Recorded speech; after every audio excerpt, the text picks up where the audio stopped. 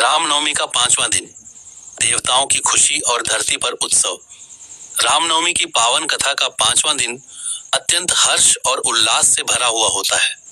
यह वह दिन है जब भगवान श्री राम के अवतार के संकेत स्पष्ट होने लगते हैं और न केवल अयोध्या बल्कि स्वर्गलोक तक आनंद की लहर दौड़ जाती है।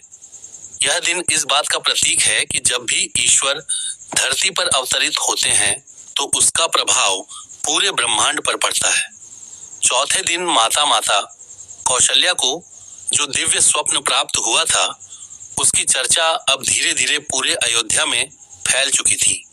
लोगों के मन में उत्सुकता और श्रद्धा दोनों बढ़ने लगी थी। हर कोई यह महसूस कर रहा था कि कोई अद्भुत घटना होने वाली है। इस दिन का वातावरण पहले से भी अधिक पवित्र और आनंदमय हो गया था। राजमहल में राजा दशरथ ने विशेष पूजा और अनुष्ठानों का आयोजन कराया। उन्होंने गुरु वशिष्ठ के मार्गदर्शन में यज्ञ, हवन और मंत्रोच्चारण करवाया ताकि आने वाले इस दिव्य क्षण का स्वागत पूरे विधि विधान के साथ किया जा सके।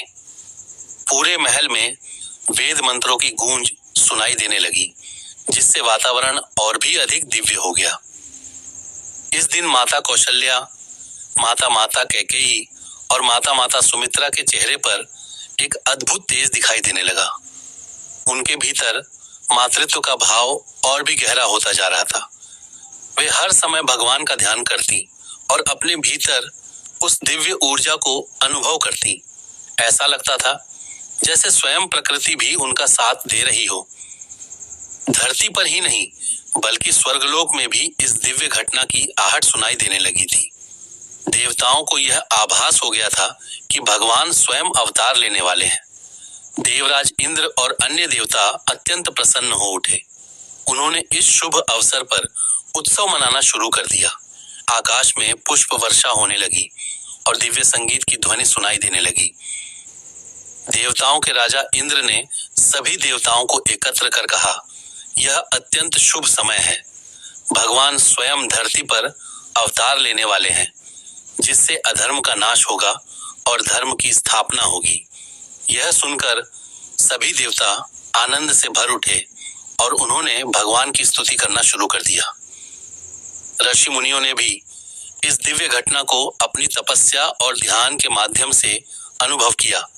उन्होंने यह जान लिया कि अब वह समय निकट आ रहा है जब भगवान पृथ्वी पर जन्म लेंगे।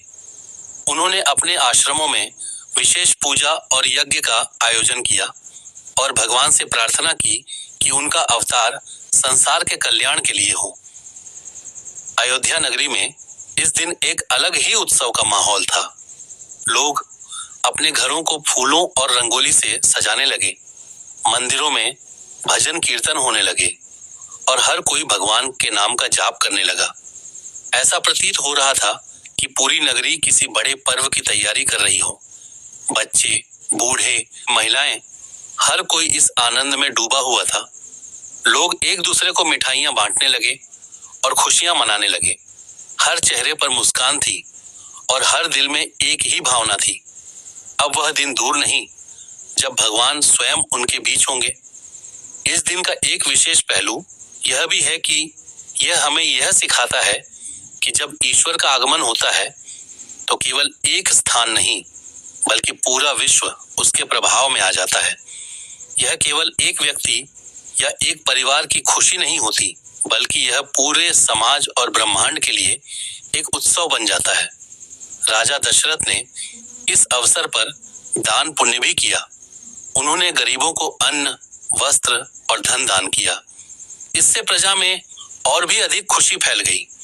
उन्होंने यह सुनिश्चित किया कि उनके राज्य में कोई भी व्यक्ति दुखी न रहे। यह उनके महान और दयालु स्वभाव को दर्शाता है।